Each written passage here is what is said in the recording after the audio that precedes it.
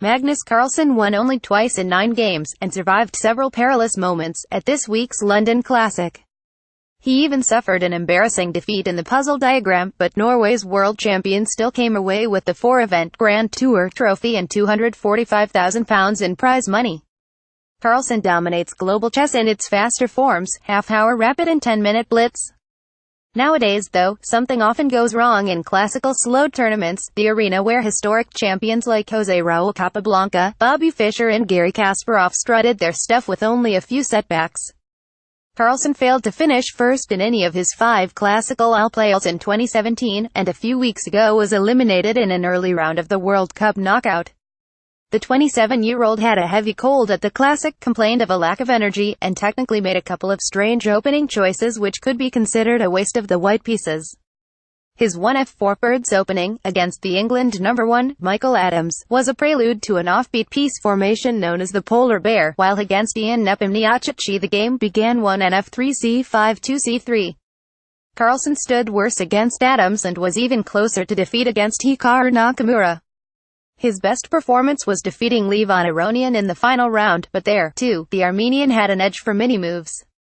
Other world champions have had rocky patches during their careers, but it is worse for someone whose name is often placed alongside Fischer and Kasparov as the all-time number 1. Carlsen's rating of 2,834 points is 55 below his 2014 peak, although he has still no clear-cut leading rival. Fabiano Caruana, who won the Classic on tiebreak, and Aronian, the most successful tournament player of 2017, are the favorites to win the 2018 candidates at Berlin in March and so qualify to meet Carlsen over 12 games at London in November.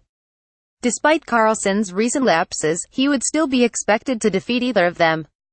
His strength in rapid and blitz is a big asset, given that the classical games can easily end 66, leading to speed tiebreaks.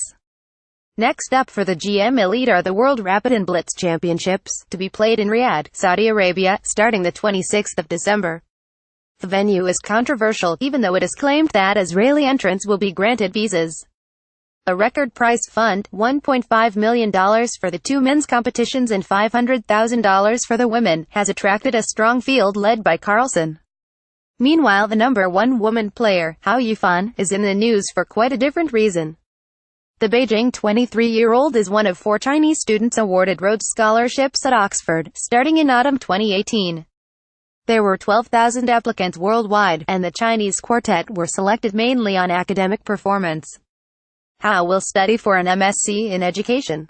The Oxford v Cambridge match, launched in 1873 and the oldest annual fixture in chess, should be interesting in March 2019.